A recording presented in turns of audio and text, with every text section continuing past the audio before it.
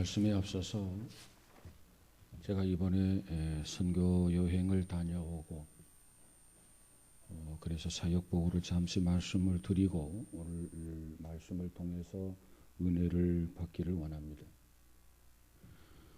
제가 지난 19일 날 한국을 떠나서 지난 29일 날 새벽 1시 10분에 인천공항에 도착했습니다. 이번에 내가 제가 네팔이라고 하는 곳을 다녀왔습니다. 사실 네팔을 가슴에 품고 비행기를 탈 때까지만 해도 약 고산지 지역이니까 무엇보다도 오염되지 아니한 청정 지역일 것이다. 나름대로 그런 생각을 가지고 비행기에 몸을 싣고 출발을 했습니다. 그리고 네팔의 그 카트만두 수도 공항에 다다르기 직전에 오른쪽 차창가에 히말라야 산맥이 펼쳐졌고 참으로 보기 아름다웠습니다. 그리고 카트만두 공항에 착륙을 하고 이제 입국 수속을 받고 그리고 이제 입국을 한 순간부터 모든 기대가 사그라졌습니다. 그것은 너무나도 환경적으로 오염이 되어 있고 너무나도 지저분한 그러한 도시였습니다. 그나마 그 도시가 지난 목요일, 금요일 서남아시아 8개국 정상회담이 있었기 때문에 도심지를 청소하고 가로를 정비하고 그런 모양이 바로 그 모습이었다라고 하는 겁니다. 그러니까 얼마나 열악한 그러한 수도였는가. 특별히 굴러다니는 차들을 보면은 그저 세계에서 고물차들만 모아다 놓은 그러한 도로와 같았습니다. 그 차들에게서 뿜어내는 그 매연은 이루 말할 수가 없었습니다. 너무나도 매연이 많다 보니까 이 네팔이라고 하는 나라의 차량의 운전석은 우리나라는 좌측에 있는데 그곳의 운전은 영국을 본받아서 오른쪽에 있었고 그래서 연통이 도로 쪽으로 나 있는 것이 아니라 중앙선 쪽으로 다 나 있습니다. 그래서 두 대가 교차할 때마다 두 대에서 품어내는 그 매연은 정말 참기 힘들 정도로 그래서 마스크를 쓰지 아니하고는 그저 숨을 쉴 수 없는 그러한 도시였고 그리고 그 도시가 움푹 파져 있는 그러한 도시이기 때문에 이렇게 공기도 순환되지도 아니하고 참 도시가 정말 지저분하고 오염되고 목이 아프고 따가울 정도로 그러한 도시였었습니다. 그리고 길은 지금 현재 그곳은 건기였기 때문에 도로에 먼지가 그 가느다란 그 먼지가 쌓여서 1cm 이상으로 쌓여져 있고 그래서 그걸 밟고 지나가게 되면 먼지가 발의 자국에 의해서 퍼져가는 그리고 옷이 엉망이 되어져가는 그런 가운데 차가 한 대 지나가게 되면 그 지역은 그 먼지로 뒤집어 쓰는 그런 아주 열악한 그런 환경이었습니다. 뿐만 아니라 네팔이라고 하는 곳은 세계 제2의 수자원 국가였습니다.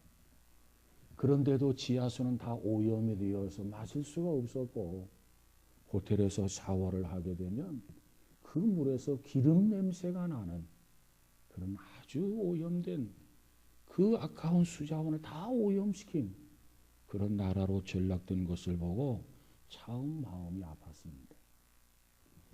제 나름대로 히말라야 산맥을 볼 수 있겠다 생각을 하고 갔지만 그 산맥을 본 것은 비행기가 착륙하고 이륙하기 직후에 잠깐 차창에 보이는 그 광경만 보았지 더 이상 볼 수도 없었고 방향이 달랐기 때문에 경험하지 못하고 돌아왔습니다. 제가 이번에 갔다 온 지역은 네팔이라고 하는 지도를 놓고 보면 동서로 길게 이렇게 늘어져 있습니다. 그래서 이 수도 카트만두를 보면 네팔의 중심 부분에서 동쪽으로 약간 이동한 위치에 카트만두 수도가 있었고 제가 가고자 했던 곳들은 이제 동쪽에서 반대로 서쪽 끝 인도 국경으로 이동하고 하였습니다. 얼마나 도로가 열악한지 650km를 사흘에 걸쳐서 달려갔습니다. 사흘. 가다가 또 중간에 모텔 같은 호텔을 잡아서 자고, 냄새나서 샤워를 해도 그저 찝찝하고, 또 아침에 일어나서 또 달리고 또 쉬고, 그래서 사흘에 걸쳐서 댕거리라고 하는 곳을 갔습니다. 지역은 바로 그와 같은 곳이었고, 그 다음에 영적인 환경을 우리가 한번 잠깐 살펴보면, 네팔이라고 하는 나라 인구가 2,700만 명, 2,700만 명입니다. 그리고 그들이 섬기는 신이 몇 개냐? 3억 3천만 개. 그러면 한 사람 앞에 12개 이상, 아니 13개의 신을 가지고 있다는 거예요. 그저 거리마다, 마을마다 그저 산당이 있었고, 그곳에서 풍기는 향내는 그저 어지러울 정도로, 구토할 정도로 견디기 어려운 그런 영적 상태였습니다. 참으로 안타깝고, 생각해 보세요. 보통 한 사람이 한 신을 섬기는 거, 그건 인정해 줄는지 모르지만, 그러나 한 사람이 12개 내지 13개의 신을 섬긴다는 거, 여러분 어떻게 생각하십니까? 참으로 안타깝고 불쌍하게 보였습니다. 그래서 제가 이번에 이 기간 동안에 3번 설교를 했습니다. 첫 번째 설교 주제가 뭐였냐면, 한 지역에 가서 하나님은 당신들을 사랑합니다. 하나님은 하나님의 형상을 쫓아서 당신들을 지으셨습니다. 내가 와서 보니 한 사람 앞에 12개 내지 13개 신이 있다고 하는데, 그렇게 다른 신을 섬기라고 하나님이 하나님의 형상을 쫓아서 당신들을 지으셨겠습니까? 하나님은 당신들을 지극히 사랑합니다. 그리고 하나님은 지금도 당신들을 위해서 기다리고 인내하고 계십니다. 하나님의 그 인내하는 고통은 어쩌면 죽는 것보다도 더 고통스러운 인내일 것입니다. 하나님의 그 절대적인 사랑을 받아들이고 하나님 앞에 돌아오십시오. 이것이 첫째 제 설교의 주제였습니다. 그리고 두 번째 지역을 방문했습니다. 그곳에 가서는 오직 복음만이 살 길이다. 예수님께서 우리를 위해서 죽으시고 사흘 만에 부활하신 것은 바로 우리를 살리기 위해서입니다.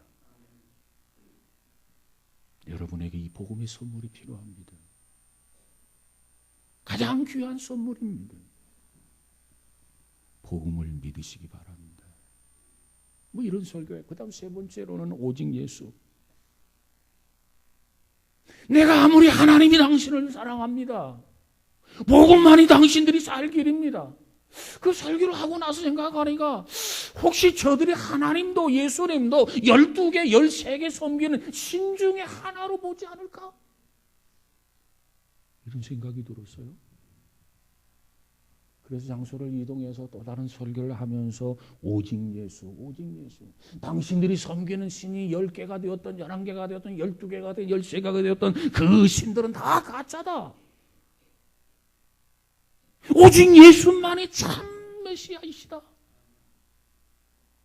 그분이 나는 길이요 진리요 생명이라고 말씀하셨다. 그분 이외에는 신이 없다. 다 거짓이다. 다 가짜다. 그런 설교를 했습니다. 그리고 예배를 마치고 나니까 뭐 안수기도를 해달라고 그래요. 그래서 처음에는 특별히 뭐 어디 뭐 아프다든가 병들었다든가 이런 사람들만 좀 안수하겠다 그래서, 그러면 그런 사람들만 이 앞으로 나오시오 그랬는데 결국은 다 받더라고요. 이들이 복음에 대해서는 듣지를 못해서 깨닫지 못한 것이지 이 복음에 대한 열망은 있구나. 그래서 그 땅이 정말 무엇보다도 복음이 필요하다고 하는 것을 느꼈습니다. 제가 이번에 방문했던 목적이 뭔가 네팔 지역에 교회를 하나 세워야 되겠다 하고 갔습니다. 몇 군데를 제가 이렇게 둘러보고 그리고 돌아왔습니다만 아직도 결정은 못했습니다. 제가 이번에 두 군데를 물색을 했는데 한 군데는 교인이 한 200명 정도 모였습니다. 주일날 예배를 드리게 되는데 거기는 토요일이 주일입니다. 왜 그러냐면 주일날 직장이 쉬지를 않아요. 토요일날 다 쉬어요. 그래서 토요일날 주일 개념으로 드리고 그리고 주일날은 한인들끼리 주일 예배를 드리고 그래서 토요일날 방문해서 예배를 드리고 났는데 교회를 지어달라고 하는데 500명 내지 600명이 들어가는 교회를 지어달라는 거예요. 그럼 좋겠다는 거예요. 그래서 제가 마음적으로 그 정도 교회는 당신들이 져라.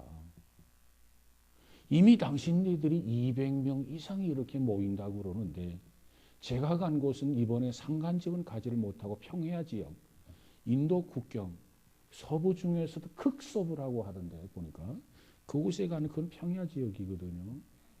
그래서 속으로 일단 기도해 보겠습니다. 그러고 왔습니다마는 교인이 200명이면 자기네들이 힘을 합해서 교회를 지어야 되지. 그 좀 아니다 그런 생각이 좀 들었어요. 그리고 또 다른 교회를 이렇게 방문을 했는데 자기 집이 있었고 그 집의 옆에 조그마한 교회당을 지어서 예배를 드리는데 약 그날 참석한 인원 한 3명 정도 참석을 했어요. 근데 뭐냐면 자기 집을 철거하고 이 교회 예배, 조그마한 소규모 예배당 지었던 곳을 철거해서 여기에다 교회를 짓는데 교회를 짓는 건축비만 우리가 부담하는 게 아니라 자기 집을 옮겨 짓는 사택 옮겨 짓는 것까지 부담해 달라는 거예요. 그래서 오면서 역시 기도하겠습니다 해놓고 선교사님한테는 사택 부분은 당신들이 해라. 교회는 우리가 필요하면 지어주겠다. 일단 선교사님에게 불러가지고 우리가 교회 지어주고 사택까지는 지어주지 못하겠다. 뭔가 당신네들도 뭔가 힘을 규합해서 해야지. 그래서 선교사님에게만 그런 미션을 주었고 그리고 오면서 정말 필요한 그런 곳이 있으면 제3의 장소를 가지고 나에게 정보를 줬으면 좋겠다. 그래서 12월 18일 날 그 선교사님이 한국에 방문해서 2달 동안 쉬었다가 들어가게 될 것입니다. 2달.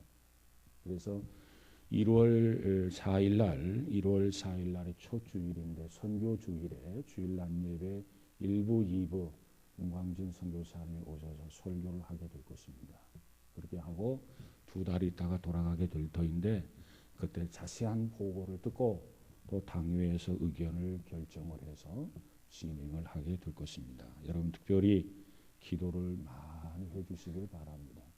정말 저는 그 선교사님을 향해서 정말 고마운 마음을 가졌어요.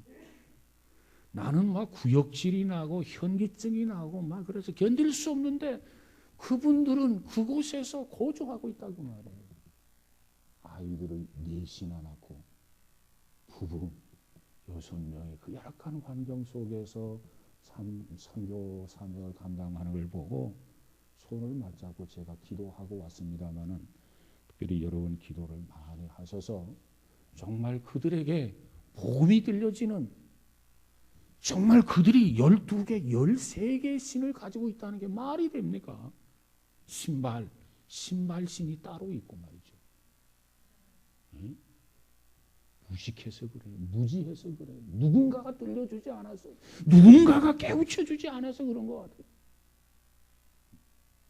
그래서 이 복음이 바울이 아시아의 복음을 전하려고 했는데 하나님께서 그 방향을 유럽으로 틀었잖아요.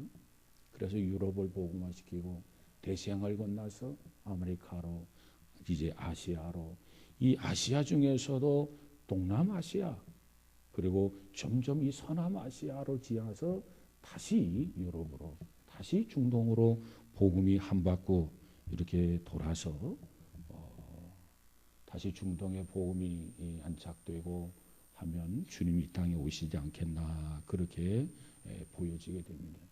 이번에 그 서남아시아 정상회담 8개국이 참석했는데 보니까 파키스탄, 뷰탄, 방글라데시, 네팔, 인도, 아르바이젠, 아프가니스탄, 스리랑카. 이 나라들 기독교 인구가 1% 내지 2%밖에는 안 돼요. 전부 다 힌두교, 모슬림이에요. 이 네팔에 가서 보니까는 가장 대우받는 게 누구냐? 소예요, 소. 무지해서 그렇다고 말이에요. 그들의 무지를 깨우쳐줘야 할 사명이 우리에게 있는 줄로 믿습니다. 아무쪼록 여러분 기도를 많이 해주셔서 정말 그들에게도 우리와 더불어 복음의 혜택을 누리는 그와 같은 은혜가 있었으면 합니다. 오늘 우리가 신명기 3장 23절에서 29절 이 말씀을 보았습니다. 아빠가 전하는 사랑의 편지 50이라고 하는 책이 있는데 그 책에 이러한 이야기가 나옵니다. 아빠가 아들에게 보내는 편지입니다. 어떤 상황이든 웃음을 잃지 않는 사람이 되어라. 아들아, 너는 하루에 몇 번이나 웃는 얼굴로 세상을 바라보니 집에서도 길에서도 곧잘 웃는 내가 언제부터인가 점점 굳어가고 무표정한 얼굴로 변하는 것을 보니 왠지 아빠의 마음이 안타깝구나. 슬프고 괴로울 때 웃는다는 것은 그리 쉬운 일이 아닐 거다. 하지만 너에게 부탁을 하고 싶구나. 어느 때건 웃음을 잃지 않았으면 좋겠구나. 웃음이 나오지 않는다면 거울 앞에서 억지로라도 크게 소리내어 웃어보라. 그 웃음이 기쁨과 행운을 가져다주는 천사가 되어 너의 몸을 감쌀 것이다. 마지막으로 너에게 웃음의 실천 방법을 알려주마. 첫째, 눈을 뜨자마자 힘차게 웃어라. 그러면 하루가 즐겁게 시작될 것이다. 둘째, 거울을 볼 때마다 웃어라. 자신감이 생겨날 것이다. 셋째, 밥을 먹을 때마다 웃어라. 밥맛이 좋아질 것이다. 넷째, 만나는 사람마다 웃어라. 친구가 많이 생길 것이다. 다섯째, 집으로 들어올 때마다 웃어라. 가족이 행복해 할 것이다. 이처럼 화를 내지 아니하고 이처럼 웃으면 놀라운 기적이 일어날 것이다. 이처럼 웃고 산다면 건강해지고 가족이 행복해지고 일이 잘 되고 공부에 집중력이 높아질 것이고 신앙에도 열정이 일어나게 될 것이고 그래서 모든 것이 형통하게 될 것이다 라고 하는 편지예요. 여러분, 우리는 웃으면서 삽시다. 억지로라도 웃으면서 삽시다. 그러면 내가 행복해지고 나로 인해서 모두가 행복해진단 말이에요. 여러분, 우리에게 누구에게나 성취욕이라는 게 있어요. 성취욕. 내가 뭘 좀 해보고 싶다. 그런데 하나님께서는 그 성취욕을 제거시킬 때가 있어요. 억제시킬 때가 있어요. 절제시킬 때가 있다 그 말이에요. 뭔가 의욕을 가지고 일을 할 때는 성취욕으로 인해서 열정도 살아나고 뭔가 미친 듯이 일할 수 있는데 그 목표가 사라지고 성취욕이 절제되게 된다면 어떻게 되겠습니까? 그저 기쁨 없이 허무한 인생을 살아가지 않겠나. 그런데 하나님이 오늘 성경에 보니까 모세에게 모세의 성취욕을 꺾어버렸어요. 야 모세야, 그만해도 좋게. 더 이상 욕심 부리지 마. 그 일로 인해서 두 번 다시 말하지 말아라. 하나님이 모세에게 이렇게 말한단 말이에요. 오늘 본문에 보니까 모세가 그렇게도 소원했던 곳이 있는데 그곳이 뭐냐? 가나안 땅이에요. 가나안 땅. 갖은 고난과 갖은 역경 속에서도 모세는 이 백성들을 출애굽을 해서 가나안 땅으로 들어가기를 원했어. 그런데 이제 막바지에 이르러서 아름다운 땅, 아름다운 산, 레바논을 너는 밟지 못할 것이라는 거예요. 얼마나 속상하고 얼마나 마음 아팠겠습니까? 그래서 모세가 하나님 앞에 간곡하게 부탁합니다. 그래도 하나님은 뭐라고 말합니다? 말합니까? 그만해도 족하니 이 일로 다시는 내게 말하지 말아라. 모세가 이처럼 하나님 앞에 헌신하고 모세가 이처럼 하나님 앞에 충성하고 가진 고난과 역경 속에도 참고 견디며 이곳까지 왔는데 왜 하나님은 모세의 간구를 거절했을까요? 그 이유를 이 시간 한번 살펴보고자 합니다. 첫 번째로 허물이 있었습니다. 허물. 오늘 본문 26절에 보니까 여호와께서 너희 때문에 내게 진노하사 내 말을 듣지 아니하시고 내게 이르시기를 그만해도 족하니 이 일로 다시 내게 말하지 말라. 모세가 가나안 땅에 들어갈 수 없었던 가장 큰 이유는 신광야 무리바에서 있었던 일입니다. 그곳에서 이 모세가 하나님의 거룩함을 드러내야 되는데 이 모세가 자기의 감정으로 인해서 하나님의 거룩함을 드러내지 않았다는 거예요. 이게 무슨 얘기입니까? 이 백성들이 목이 말라 합니다. 그러자 하나님과 모세를 원망합니다. 그때 하나님은 모세에게 뭐라고 말합니까? 회중들을 모으고 그들의 목전에서 너희는 반석에게 명하여 물을 내라 이렇게 말씀을 하셨어요.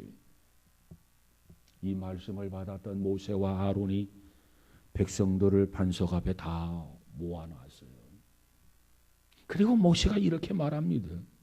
배역한 너희여 들으라. 우리가 너희를 위하여 이 반석에서 물을 내랴. 그 손을 들어 지팡이를 가지고 그 반석을 2번 치매 물이 쏟아져 나와서 많은 회중과 짐승들이 다 마셨더라 했어요. 그런데 이 과정 속에서 모세는 하나님의 말씀대로 하지 않았다는 겁니다. 하나님이 주시는 말씀대로, 하나님이 들려주시는 말씀대로, 하나님이 깨닫게 해주시는 말씀대로 그 말씀을 쫓아서 그 말씀에 잡혀서 성실하게 그 일을 감당해야 되는데 모세는 자기의 감정과 자기의 방법대로 그 일을 하게 된 거예요. 그래서 하나님이 분노하셨습니다. 오늘 본문에 뭐라고 말합니까? 여호와께서 너희 때문에 내게 진노하사 이렇게 말씀을 해요. 모세는 하나님과 이 백성들 사이에서 중보자로 일하고 있었습니다. 그러면 하나님의 의사가 무엇보다도 소중한 거 아니겠습니까? 하나님의 의중, 하나님의 뜻이 무엇보다도 소중하지 않습니까? 그런데 모세는 그걸 적절하게 감당하지를 못했어요. 여러분, 이 지도자라고 하는 거 바로 이러한 책임, 이러한 침, 이게 지도자의 부담 아닙니까? 모세가 왜 가나안 땅에 들어가지 못했습니까?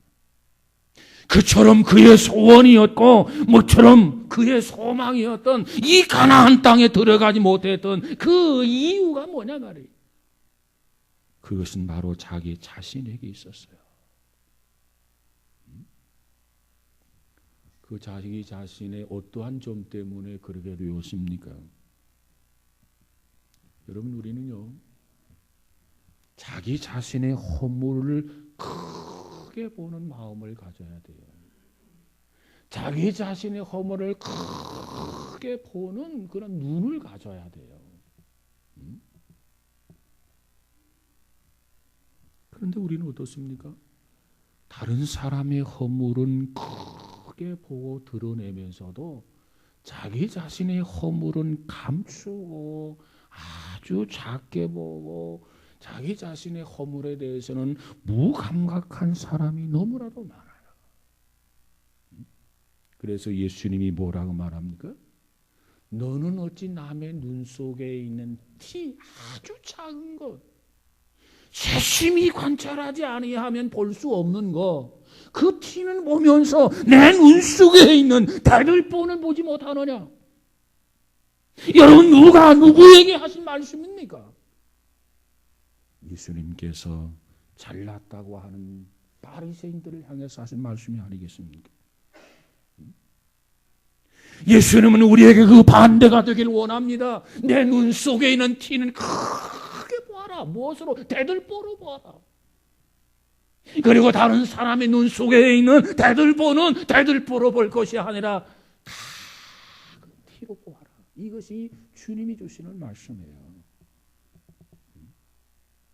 여러분, 우리는 크고 작은 고난을 접하게 되죠.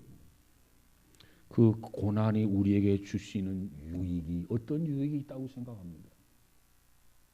우리는 고난을 통해서 내 자신이 교만을 벗어버리게 돼요. 그리고 겸손을 덧입는 거예요. 이렇게 본다면 우리 신앙인에게 고난은 절대적으로 유익한 겁니다. 고난을 통해서 교만한 나 자신을 발견하고, 고난을 통해서 겸손하지 못한 나 자신을 발견하고, 교만을 벗어 던져버리고 겸손을 옷 입는 그와 같은 믿음의 사람, 신앙인이 되라고 하나님은 고난을 주시는 거예요. 고난 유익한 겁니다. 고난을 통해서 주님을 바라볼 수 있는 믿음의 사람 되시기를 주의 이름으로 축복합니다. 파스칼이 쓴 팡세라고 하는 책에 보면 이런 글이 있어요. 하나님을 섬기라고 내게 건강을 주셨건만 나는 세상을 위하여 전부 다 써버렸습니다. 이제 나를 일깨워 주시려고 나에게 병을 주셨습니다. 이 파스칼의 병상 고백입니다. 하나님 나에게 건강을 주셨어요. 뭐 하라고 건강을 주셨느냐? 하나님을 잘 섬기라고 건강을 주셨단 말이에요. 그러면 그 건강을 통해서 하나님을 잘 섬겨야 되는데, 하나님을 섬기는 것이 아니라 나는 세상을 위해서 내 건강을 전부 몽땅 싸그리 다 써버렸단 말이에요. 이걸 보면서 하나님은 나에게 그 사실을 일깨워 주려고, 잘못된 것을 바로잡아 주려고 하나님은 나에게 병을 주셨습니다. 그래서 파스칼은 나는 이 병을 통해서 하나님의 뜻을 다시 발견했습니다. 나는 이 병을 통해서 하나님의 뜻을 다시 깨달았습니다. 하나님, 나에게 병을 통해서 하나님의 뜻을 깨닫게 하시니 감사합니다. 이것이 파스칼의 병상 고백입니다. 고난은 유익한 거예요.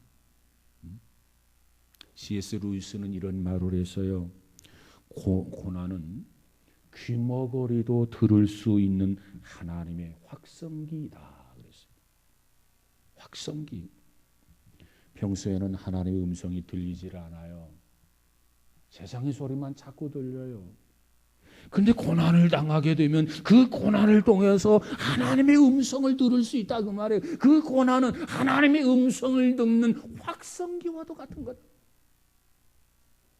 고난을 당하면 고난 속에서 하나님 앞에 질문을 던집니다. 하나님, 왜 나에게 이러한 고난을 줍니까? 그러면서 하나님을 향해서 귀를 기울여요. 그때 하나님은 하나님의 뜻을 우리에게 음성으로 들려주시는 것 믿으시기 바랍니다. 여러분, 오늘 이 모세는 완벽했어요, 사실은. 그러나 단 한 가지 허물, 그것 때문에 너는 가나안 땅에 들어갈 수 없다. 어쩌면 모세가 하나님 그래도 좀 안 되겠습니까? 내게 족하도다. 더 이상 욕심 부리지 말아라. 이것이 하나님의 답변이었습니다. 그 다음에 두 번째로 은혜가 있습니다. 오늘 본문 27절에 보니까 너는 비스가산 꼭대기에 올라가서 눈을 들어 동서남북을 바라고 내 눈으로 그 땅을 바라보라. 너는 요단을 건너지 못할 것임이니라 그랬어요. 이 말씀을 쫓아서 모세는 눈물을 머금고 비스가산 꼭대기에 올라갑니다. 저 건너편 희미하게 펼쳐지는 요단뜰을 보게 됩니다. 저곳에 들어가고 싶었어. 이 백성들을 고난과 역경 속에서 여기까지 끌고 왔는데 정작 자기 자신은 들어가지 못하고 그저 자기 백성들만 보낸다라고 하는 그 마음, 얼마나 마음 아팠겠습니까? 속상했겠죠. 마음 아팠겠죠. 이루 말할 수 없었을 거예요. 그러나 그 가운데서도 하나님은 모세에게 하나님의 은혜가 여기까지다, 족하다 이렇게 말씀하셨어요. 하나님 앞에 모세가 하나님 내 잘못 용서해 주시고 좀 들어가면 안 되겠습니까? 하나님이 어찌 그 마음을 모르실 수 있겠습니까? 하나님의 답변은 그만해도 족하니라. 자족하라는 겁니다. 그리고 감사하라는 겁니다. 여러분 어떠한 상황 속에서도 우리가 자족하면서 감사하면 그 감사를 통해서 더 큰 은혜를 받게 되는 것 믿으시기를 바랍니다. 감사해야 돼요. 제2차 세계대전 후에 일본의 해군 장교 가와가미 가이치라고 하는 사람이 고국으로 돌아옵니다. 눈앞에 펼쳐진 일본의 연실은 차마 눈을 뜨고 볼 수 없을 정도로 피폐해져 있었습니다. 그래서 그는 매일 불평과 불만의 세월을 계속 보내게 됩니다. 그런데 이처럼 매일 불만을 품고 불평을 하면서 이 세월을 보내게 되는데 그런 생활이 계속해서 진행되다 보니까 그의 몸이 점점 굳어지는 거예요. 그런 가운데 정신과 의사인 후치다라고 하는 의사를 찾아가서 진단을 받습니다. 후치다라고 하는 의사가 그에게 처방을 내렸습니다. 어떤 처방을 내렸습니까? 하루에 1만 번씩 감사하십시오. 내가 당신에게 처방해 줄 수 있는 것은 다른 거 없습니다. 약도 없습니다. 그저 하루에 1만 번씩 감사하십시오. 이것이 그를 향해서 내렸던 처방이었습니다. 이처럼 1만 번씩 감사하게 되면 감사의 마음이 당신의 병을 치료해 주실 것입니다. 그는 돌아와서 병석에 누워 있으면서 매일매일 감사합니다. 1만 번씩. 여러분 혹시 여러분 가운데 만보기가 있는지 모르겠어요. 1만 보르게 매일 운동하고 걷는 그 만보기라는 게 있어요. 매일매일 만보를 걷는다고 하는 것도 결코 쉬운 일이 아닙니다. 오늘은 6,000보밖에 못 걸었네. 4,000보. 자기 전에 4,000보를 채웁니다. 오늘은 많이 걸었다고 생각했는데 8,000보밖에 못 걸었어. 그러면 2,000보를 꼭 채우고 그날 잠자리에 듭니다. 만보 걷기도 어려워요. 그런데 1만 번 감사하라는 거예요. 그런가? 이래도 감사. 계속해서 입에서는 감사합니다. 어느 날 아들이 그에게 감 2개를 가져와서 아버지 감 드세요 이렇게 주었어요. 그랬더니 그 아버지가 정말 예의를 갖추면서 아들이 주는데도 고맙게 여기면서 그 감을 받아요. 그러면서 뭐라고 하냐면 감사합니다. 아들에게 감사합니다. 이렇게 얘기합니다. 그런데 아들에게 감 2개를 받으면서 감사합니다. 감사를 표현했는데 그때부터 자기 굳어졌던 몸이 풀려지고 질병에서 치유받은 것 믿으시기 바랍니다. 매일매일 불평하고 매일매일 불만을 품고 매일매일 원망하고 매일매일 누군가 저주하는 사람은 그 모든 것이 자기 질병의 원인이 된단 말이에요. 그러나 감사는 뭐냐? 이와 같은 모든 질병을 치유하는 특효약입니다. 특효약. 그래서 성경은 말하기를 범사에 감사해라. 여러분 우리 모두가 이와 같이 어떠한 상황 속에서도 하나님의 은혜 가운데 낭망하거나 불평하지 아니하고 감사하며 사는 우리 모두가 되시기를 주의 이름으로 축복합니다. 나도 모르게 낙심하고 불평하고 불만을 뿜는 건 은혜가 바닥났다는 신호예요. 은혜를 회복해야 돼요. 이만해도 족하니라. 날마다 주의 은혜를 회복할 수 있는 우리 모두가 되시기를 주의 이름으로 축복합니다. 세 번째로 후계자 여호수아가 있다는 겁니다. 너는 여호수아에게 명령하고 그를 담대하게 하며 그를 강하게 하라. 그는 이 백성을 거느리고 건너가서 내가 볼 땅을 그들의 기업으로 얻게 하리라 하셨느니라. 그러시. 그만하면 좋게. 여기까지야. 너희 후계자 여호수아가 있어. 내 백성들을 걱정하지 마. 저가 잘 인도해서 가나안 땅으로 들어갈 거야. 다만 너가 해야 할 일이 있다. 여호수아에게 내 권위를 가지고 명령해라. 그리고 여호수아를 하여금 담대하게 만들어 주어라. 그리고 그를 강하게 만들어야 된다. 왜? 지도자는, 리더자는 강해야 되기 때문에 그렇습니다. 여러분, 오늘 우리가 이 말씀을 통해서 발견할 수 있는 것은 하나님께서 모든 것을 적절하게 준비하신다는 거예요. 하나님의 역사를 믿고 받아들이면 되는 거예요. 모세가 할 일과 여호수아의 할 일이 다르다는 거예요. 하나님이 업무의 한계를 그어놓았다는 거예요. 이제 너가 마지막 해야 할 일은 여호수아에게 맡기라는 거예요. 여러분, 위대한 일은 결코 혼자 할 수 없습니다. 협력자가 있어야 합니다. 그리고 위로는 하나님이 도와주시고 함께 해주셔야 합니다. 그래야 위대한 일을, 큰 일을 감당할 수 있게 됩니다. 예수님께서 12제자를 선택하실 때 일할 줄 아는 사람을 선택하게 됩니다. 전도하러 보냈을 때도 둘씩 짝을 지어서 보내셨습니다. 함께 일하라는 거지요. 그런데 그 중에 가룟 유다라고 하는 인물이 있어요. 하나님께서 함께 일하자고 제자로 부르셨어요.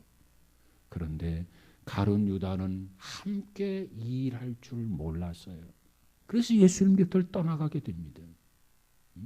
지난 3년 반 동안 이 가룟 유다는 예수님과 함께 살았지만 이 가룟 유다는 예수님과 함께 하지는 못했어요. 가룟 유다는 늘 혼자 생각을 했어요. 가룟 유다는 늘 홀로 걸었어요. 그리고 이따금씩 대열에서 이탈해서 예루살렘을 방문하고 그릇되지 못한 사상을 자꾸 오염되어서 돌아온 것이 가룟 유다예요. 그러다가 어느 날 예수님을 은 30에 파는 어처구니 없는 일을 저지르고 말았습니다. 이 가룟 유다 예수님과 같이 했지만은 뜻을 같이 하지는 못했어요. 이 가룟 유다 예수님과 함께 했지만은 마음을 같이 하지는 못했어요. 여러분, 우리는 예수님과 함께 하면서 뜻을 같이 하고 마음을 같이 할 수 있는 믿음의 사람이 되시기를 주의 이름으로 축복합니다.